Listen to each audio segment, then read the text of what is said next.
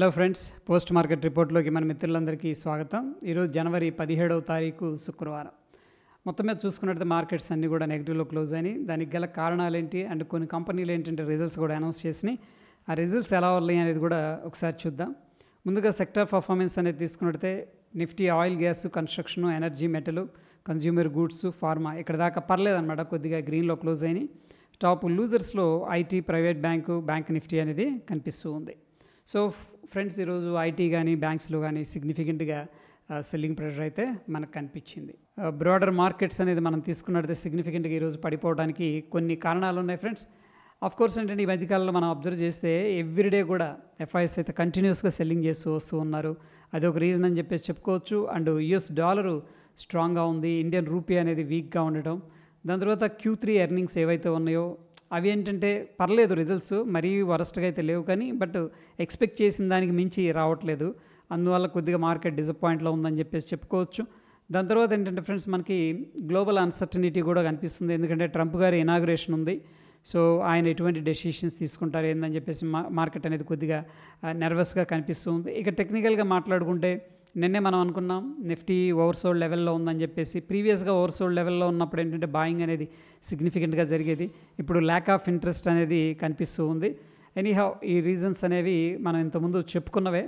కంపెనీలు రిజల్ట్స్ అనేది అనౌన్స్ చేసినాయి. SBI life insurance Q3 results అయితే స్ట్రీట్ ఎక్స్పెక్ట్ చేసిన దాని నుంచి మంచి రిజల్ట్స్ అనౌన్స్ చేసిందని చెప్పేసి చెప్పుకోవచ్చు. వాల్యూ ఆఫ్ న్యూ బిజినెస్ వచ్చేసరికి 11% దాకా ఇంక్రీజ్ అయింది year on year basis compare చేసుకుంటే.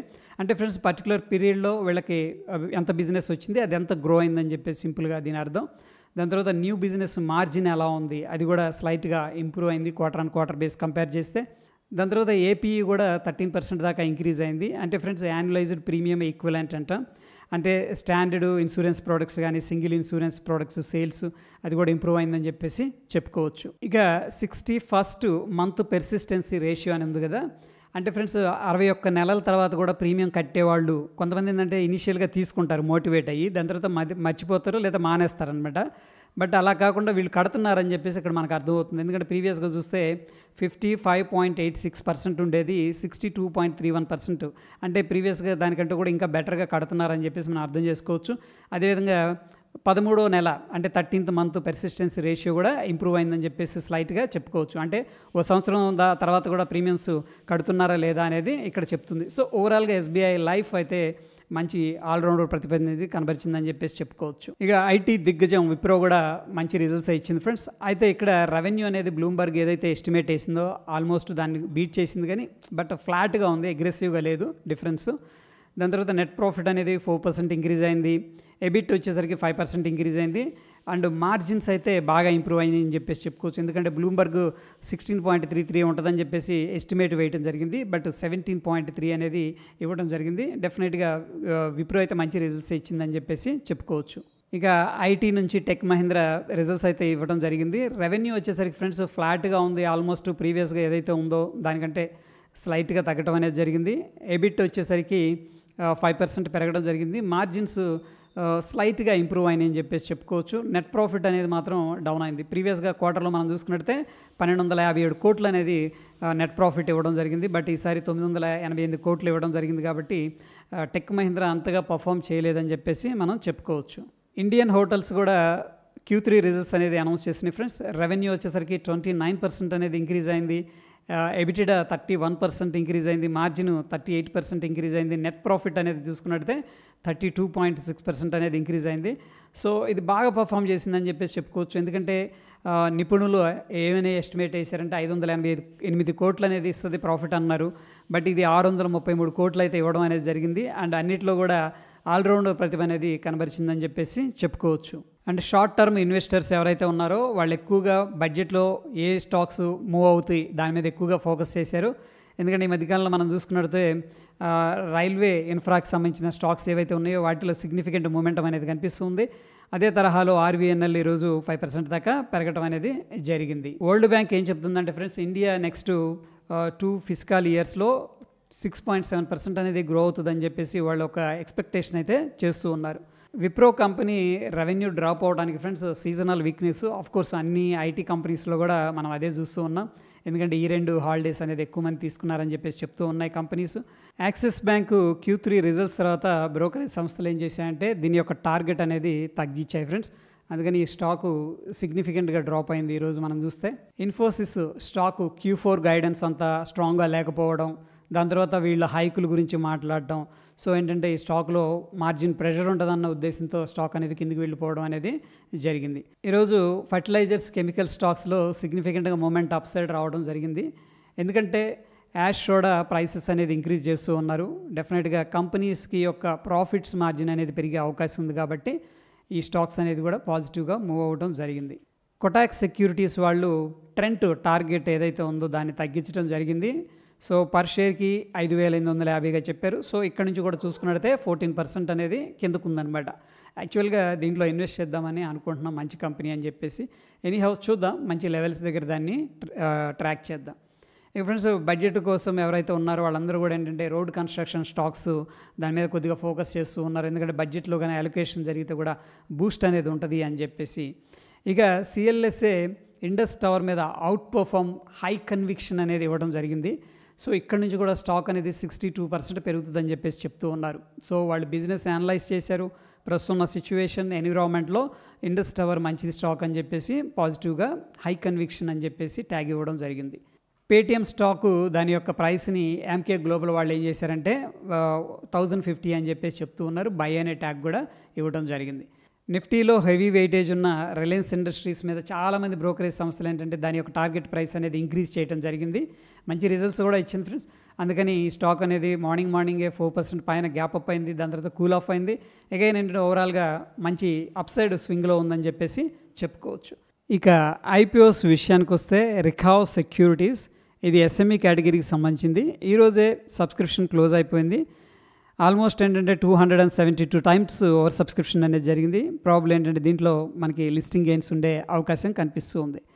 SME కేటగిరీకి సంబంధించిన కాబ్రా జ్యువెల్స్ లిమిటెడ్ కూడా IPOకి వచ్చింది 15వ తారీఖు 17 అంటే ఈరోజు క్లోజ్ అయిపోయింది subscription. And 292 times over subscription అయితే దీంట్లో కనిపిస్తూ ఉంది.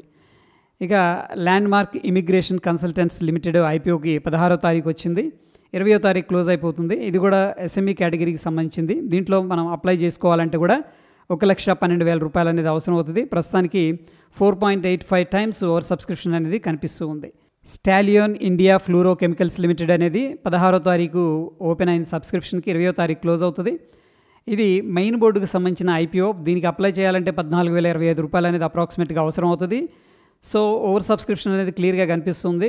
ప్రాబ్లం ఏంటంటే డిమాండ్ అనేది స్ట్రాంగ్గా ఉంది కాబట్టి దీనికి ఒకసారి చూడండి, అప్లై చేయడానికి ప్రయత్నించండి.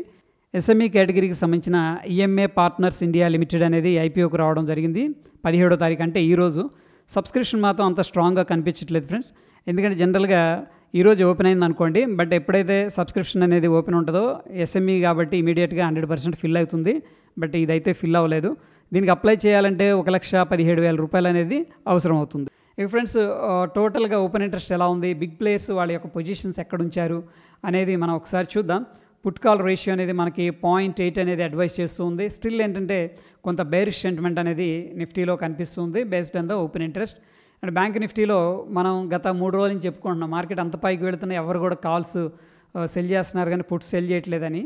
సో ప్రాబ్లం ఏంటంటే మనకు తెలియని ఇన్ఫర్మేషన్ ఉంది అక్కడ క్లియర్గా మనకి అనిపిస్తుంది. లాస్ట్ 3 రోజుల నుంచి కూడా మార్కెట్ పైకి వెళ్తుంటే కూడా దాదాపుగా మనం అబ్జర్వ్ చేస్తే గ్రాఫ్ మొత్తం కూడా కాల్స్ ఎక్కువగా సెల్లింగ్ చేశారు. ఓకే, ఎనీహౌ ఈరోజు సిగ్నిఫికెంట్గా అయితే డ్రాప్ అయింది, దగ్గర 800 పాయింట్లు అనుకుంటాను.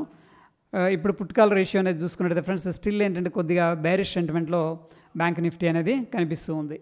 ఇక సెన్సెక్స్ అనేది మనం తీసుకున్నట్లయితే పుట్ కాల్ రేషియో అనేది 0.75 చూపిస్తుంది.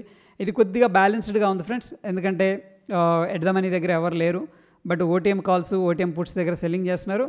బట్ ఎనీహౌ బ్రాడర్ పిక్చర్లో మనకి స్టిల్ ఏంటంటే కొద్దిగా బేరిష్ సెంటిమెంట్ అనేది ఇండికేట్ చేస్తూ ఉంది. సో ఇండియా విక్స్ అనేది 1.83% రైజ్ అయింది. మార్కెట్లో వోల్టాలిటీ అనేది పెరుగుతుంది. And Dow Jones industrial average సిగ్నిఫికెంట్గా రైజ్ అవుతూ వెళ్తుంది, దాని యొక్క ఫ్యూచర్ అది. అండ్ డాలర్ ఇండెక్స్ కూడా ఏంటంటే సిగ్నిఫికెంట్గా రైజ్ అయింది, దాని తర్వాత కొద్దిగా కరెక్షన్ తీసుకుంటూ ఉంది. అండ్ నిఫ్టీ విషయానికి వచ్చేసరికి 23,200 మార్నింగ్ అనుకున్నాం 23,200 కొద్దిగా సపోర్ట్ ఉందని చెప్పేసి కోర్స్ ఏంటంటే ఆ లెవెల్ని బ్రేక్ చేసి కిందకి వెళ్ళి ఫైనల్గా ఏంటంటే ఆ లెవెల్ దగ్గర రావడం అనేది జరిగింది. ఎనీహౌ అది రౌండ్ నెంబర్ ఫ్రెండ్స్. మనకేంటంటే మార్కెట్ బిగ్గర్ పిక్చర్లో చూస్తే కొద్దిగా డౌన్ ట్రెండ్లోనే వెళ్తూ ఉంది. ఎవ్రీ రైజ్లో కూడా ఆపర్చునిటీ వస్తే కూడా సెల్లింగ్ అనేది భయపడకుండా చేస్తూ ఉన్నారు. సో చూడండి, హై నుంచి కూడా మనం చూసుకున్నట్టయితే సిగ్నిఫికెంట్గా డ్రాప్ అనేది జరిగింది.